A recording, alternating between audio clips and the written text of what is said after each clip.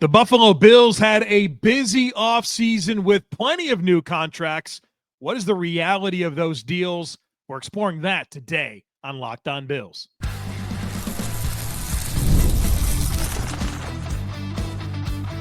You are Locked On Bills, your daily Buffalo Bills podcast. Part of the Locked On Podcast Network, your team every day. What's up, Bills Mafia? It's Joe Marino, author of the Herd Mentality Substack, co-host of the Locked On NFL Scouting Podcast, co-host of the NFL First Read Podcast, and I'm your host of Locked On Bills. Want to thank you for making Locked On Bills your first listen every day, and a big welcome and shout out to our everydayers. You know who you are. Those of you who never miss a single episode, I appreciate y'all being here very, very much. I'd also like to invite you to subscribe or follow for free on YouTube or wherever you listen to podcasts. We're part of the Locked On Podcast Network, your team every day. This episode is brought to you by Monarch Money. Take control of your finances with Monarch Money. Use code LOCKEDONNFL at monarchmoney.com for 50% off your first year. Well, folks, welcome in. We are going to have a conversation today about the reality of all the new contracts that the Buffalo Bills gave out this offseason. And as you probably have heard me say so many times, whenever a contract is initially announced, it certainly gives you a lot of information, but it doesn't tell you the full story. Because when those contracts are initially announced, the most important thing is that the agent and the player get a win, right? They get their PR win, and they can say they got this much money, but there's a reality component that's not always captured in those headlines. And so now that we have all of the details, the incentives, where the Bills can get out of certain deals, what the reality is of the APY, we can kind of take a look at all of these deals and determine what the reality is. Also, we get a really good understanding for the free agent additions and like what percentage of the money is guaranteed in that 1-year deal to give us an idea where guys like Elijah Moore, Tre'Davious White, Dane Jackson, Kendrick Green, Derek Forrest, guys like this that were bargain bin players, what's the reality? Are these guys making the team? What does the contract tell us about the prospects of them making the team? So we're going to explore all of that today for the Bills players that they signed in free agency and the contract extensions that were handed out to Josh Allen and Greg Rousseau and Bedford and Shakir and Bernard. So a lot to get into today. Let's start with the bigger ticket free agent additions. We'll do Joshua Palmer, the wide receiver, first. He signed a 3-year, $29 million deal with the Bills. That's $9.7 million per season. He's the 34th highest paid wide receiver in the NFL in terms of APY, just below Diami Brown of the Jaguars and Tutu Atwell of the Rams. Now, this is a 3-year, $29 million deal, but the Bills have a very reasonable out after 2026 if they want it. There are incentives baked into this deal. Let me tell you what they are. And all of these incentives are non-cumulative. So for receiving touchdowns, if he has 4, he gets $250,000. If he gets 6 receiving touchdowns, he gets $500,000. If he gets 8, Josh Palmer gets $1 million bonus. Again, non-cumulative. For receiving yards, the incentives are as follows. 600 yards, $250K. 750 yards, $500K. 900 yards, $1 million. So Josh Palmer comes in as one of the very few middle-class wide receiver contracts. These guys are getting paid big, big bucks, the top names. And as that ceiling kept getting pushed by Jamar Chase, Justin Jefferson, you start to really wonder, like, what's the market for the middle of the pack guys? Like, what's the middle class of wide receiver? I think that this deal right here for Josh Palmer is a pretty good idea of what a middle class wide receiver contract is. Winds up being 34th in terms of APY. Let's get to Joey Bosa. Joey Bosa signed a 1-year, $12.6 million deal with the Bills. Now, his cap hit for this year on a 1-year deal is $5.32 million. You're probably wondering, well, you just said it was a 1-year, $12.6 million deal. How is his cap hit this year only $5.32 million? Well, the rest you can find in void years. The Bills tacked 4 void years onto this deal. And so they mortgaged future cap space to have Bosa for this year. Pretty calculated decision. And, obviously the Bills are counting on Joey Bosa to come in and be an impactful player for them because while it is a 1-year deal, there is future cap beyond this year invested in Joey Bosa. The incentives for Joey Bosa's deal, again, non-cumulative. He's got playing time incentives, so percentage of snaps. If he plays 45% of snaps, $250K, 55%, $750K, 65%, $1 million. He has sack incentives, again, non-cumulative. 6 sacks means $250K, 8 sacks, $750K, 10 sacks, $1.5 million, 12 sacks, $2 million. Let's get to Michael Hoyt. Signed a 3-year, $21 million deal. That's $7 million a season. The Bills have a very practical out of this deal after 2026. There are incentives baked into Michael Hoyt's deal for playing time. Again, non-cumulative. 60% of snaps means $200K. 70% means $350K. 80% means $500K. And so obviously that's going to be tough for him this year, knowing that he's guaranteed to miss 6 games. I don't think he's looking at any playing time incentives. He can get some sack incentives. 4 sacks means $200K. 6 sacks means $350K. 8 sacks means $500,000. So 3-year deal for Michael Hoyt. Outside of Joshua Palmer, every other free agent addition was a 1-year deal. So the multi-year deals went to Michael Hoyt and Joshua Palmer. But in both of those multi-year deals, the Bills have potential outs after 2026. The last one in the big ticket bucket is going to be Larry Ogunjobi. 1-year, $6.7 million deal. His cap hit this year is $4.1 million. So just like with Bosa, the rest of that is expensed against future cap in the form of void years. Now, it's not to the same extent as Bosa, but you can see, a couple $1 million will be charged to the 2026 cap. There are some playing time incentives here, which will be very difficult for him to reach given his 6-game suspension. If he plays 55% of snaps, $300,000. 65% of snaps means $630,000. Sack incentives, if he gets 2, $150K. If he gets 4, $300K. If he gets 6, $600K.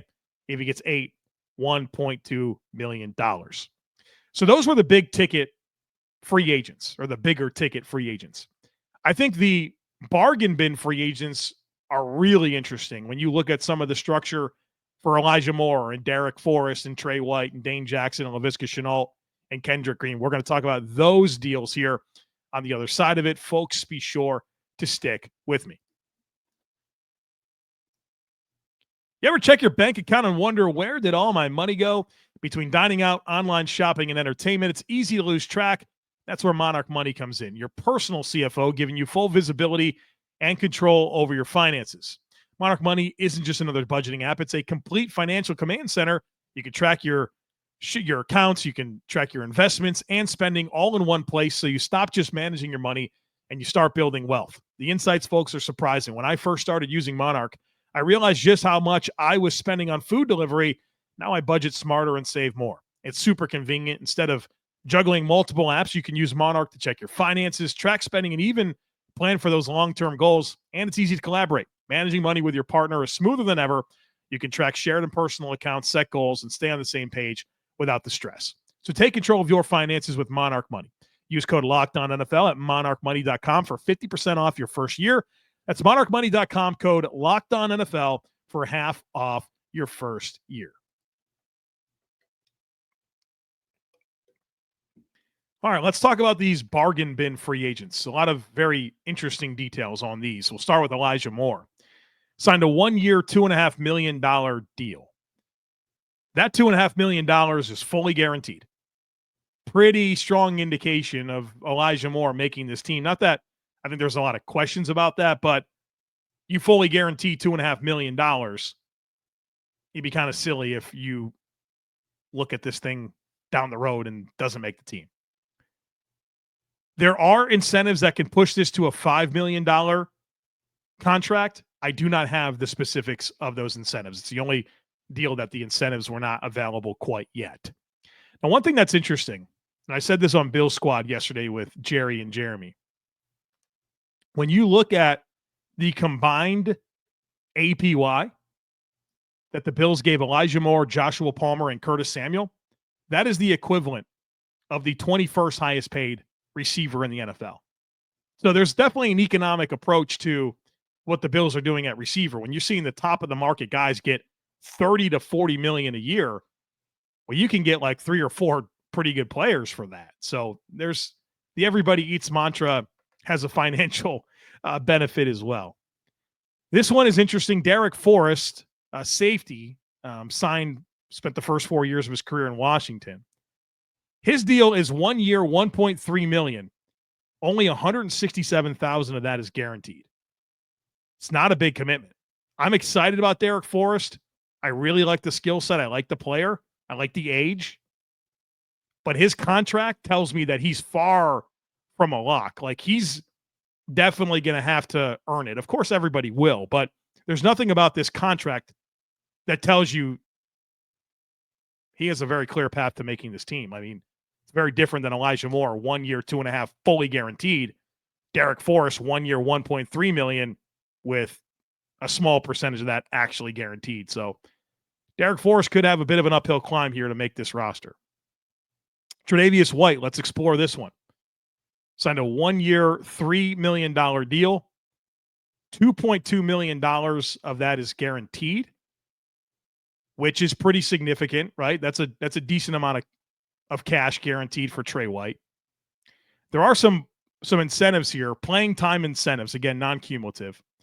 45% of snaps, $500K, 55% of snaps, $750K, 65% $1 million, 75% $1.5 million, and 90% means $2.25 million. So we'll see where he falls on that spectrum, but some pretty significant playing time incentives. Also some interceptions incentives. If he gets 2, it's $250K. If he gets 3, it's $500K. If he gets 4, it's $750K. If he gets 5, it's $1.5 million. So it's pretty clear with Tre'Davious White in this deal, with $2.2 million of $3 million guaranteed, that they plan on him being part of this roster. And from listening to Trey White and really anybody talking about Trey White right now, the emphasis seems to be on him as an asset to the players, right? And even listening to Tre'Davious White at his press conference earlier this week, he's talking about how he wants to be an asset to Maxwell Hairston, and specifically talking about Lorenzo Alexander and Kyle Williams and how impactful they were for him during that first year. And now he gets to do the same thing. Like, yeah, there's probably a world where Trey White keeps the seat warm until Maxwell Hairston's ready, but it feels like the tone is definitely for Trey White to be more of an asset than somebody who's actually going to go and play meaningful snaps. Again, maybe he will a little bit, but I think the intent here is pretty clear. For Dane Jackson, Dane signed a 1 year, $1.3 million deal. $567,000 of that is guaranteed, so not a ton, but not that much. Playing time incentives are in this deal for Dane. 40% of snaps, $150K, 60% of snaps, $300K.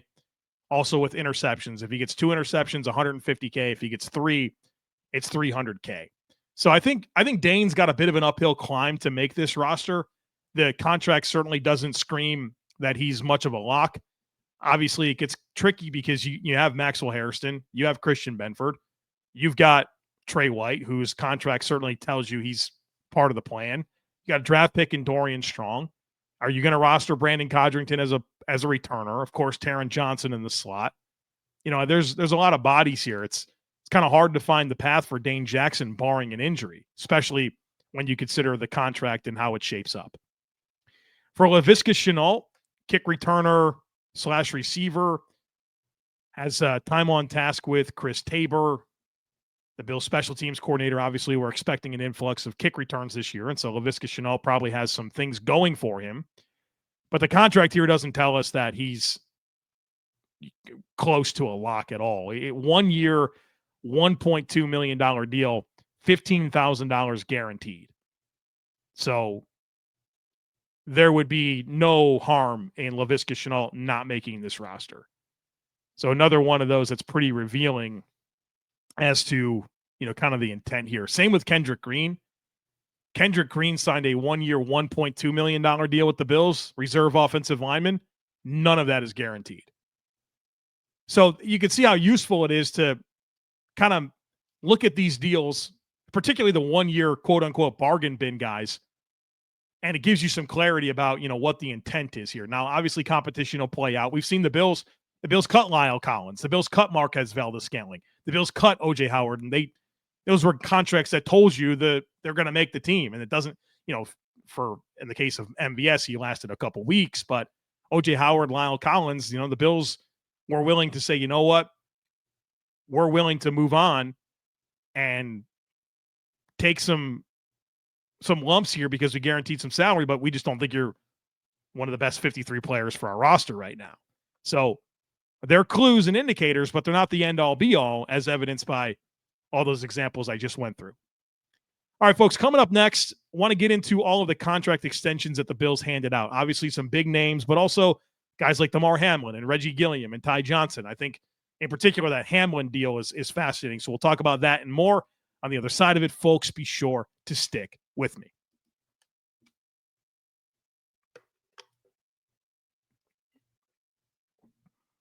All right, welcome back.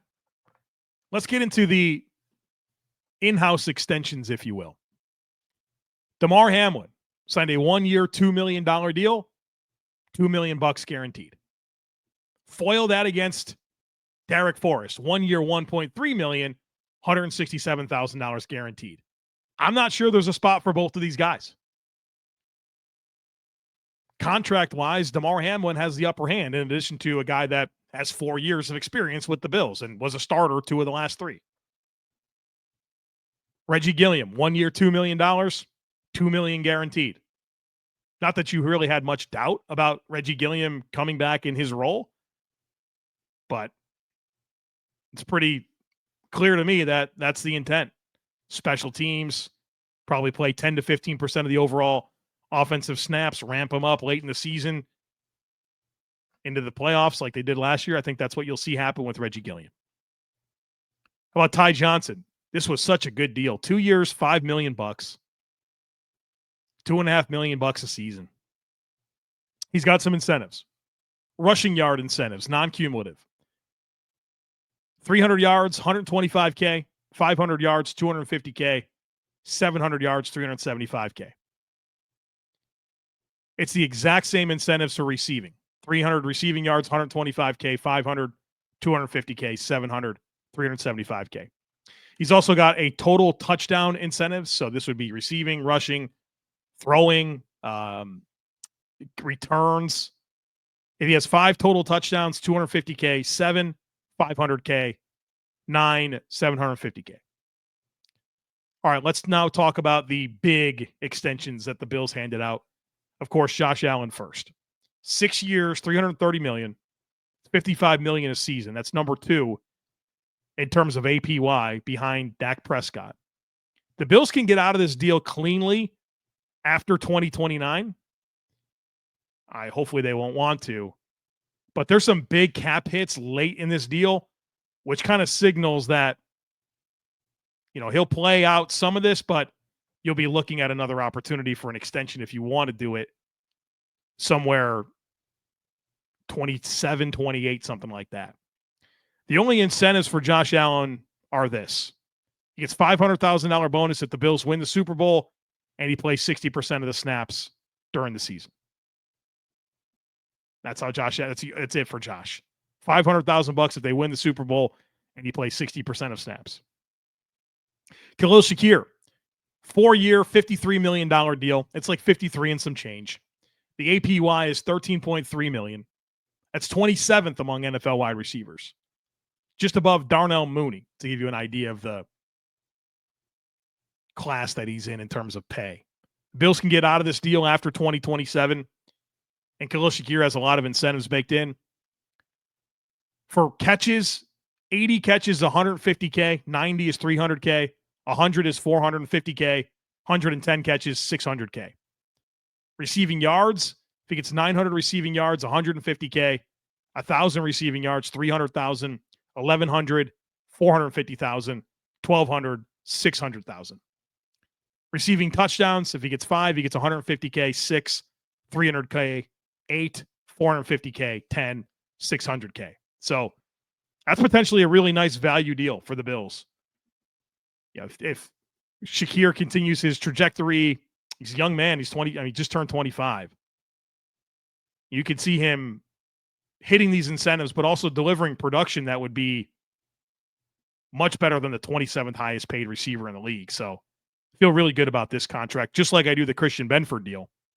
It's a 4-year, $69 million deal, 17.25 million a season. That's 19th in terms of highest paid corners, just below Paulson Adebo and Diamador Lenore, just ahead of DJ Reed.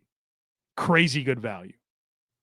And the Bills have like an oddly favorable out of this deal after 2026. Pretty cleanly, they can get out of this deal after next season. I was not expecting to see that for a 4-year deal. There's some interception incentives for Christian Benford. 4 interceptions means 400,000. 5 interceptions means 650K. 6 means $1 million.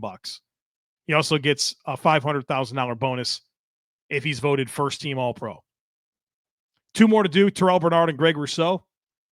Terrell Bernard signed a 4-year, $42.43 million deal. It's $10.5 million a season, 9th in APY among linebackers, or inside off-ball linebackers. That's just below Azeez Al-Shaair, just above Zaire Franklin. And I'm really satisfied with this deal. I thought this is one that could get away from the Bills. You could start thinking $15, $16 million a season. I think coming in at 10.5 is appropriate. I think highly of Terrell Bernard, and he means a lot to the Bills defense, but he's not necessarily a dynamic, like, take on downhill player. Takes good angles, has good range, good in coverage, good blitzer. But I think there are some limitations, and I'm glad that this landed at a very reasonable number, because I could have seen this being another $4 to $5 million a year, where you start to wonder, is that an overpay? This feels very appropriate, and I was kind of nervous that it wouldn't be. The incentive for Terrell Bernard is $500,000 if he's voted first team All-Pro. Greg Rousseau, 4 years, $80 million, $20 million a season, 14th highest paid edge rusher in the league, just above Josh Sweat, just below Trey Hendrickson and Andrew Van Ginkel. To give you some other names, Montez Sweat is at $24.5 million, Rashawn Gary at $24. I think this deal comes in very logically. This is another one that I thought could be $25 million a year or more. 20 feels like good value, but also appropriate. And I wrote an article last week about Greg Rousseau in the Substack, kind of talking about 2025 expectations. And I'm excited about his trajectory. I really am. And he was in the top 10 in total pressures last year among edge defenders, and very good run defender. It's just about converting some more of those pressures to sacks and showing up a little bit more in bigger moments. But this deal comes in very appropriate. His incentives are tied to sacks, and it's very simple. 10 sacks means $500K. 12 sacks means $1 million. So hopefully he can get that several times over his 4-year deal. All right, folks, I know this was a lot of numbers and data and, not super dynamic in terms of analysis, but I think this is important information to be out there for you guys to know about, because it's going to be relevant in this roster puzzle that we talk about just about every day here on this podcast. And, these contracts and where the guaranteed money is and who it's for is going to help us put together this puzzle in terms of what this 53-man roster is going to look like. And plus, we get some real clarity here on, what these commitments are, which is usually a lot different than what's initially reported by the insiders. All right, folks, that's going to do it for us here today on the podcast. As always, I thank you for being here. I would kindly ask you to share, subscribe, rate and review the podcast. Have a great rest of your day. Go Bills. Look forward to catching up with you again really soon.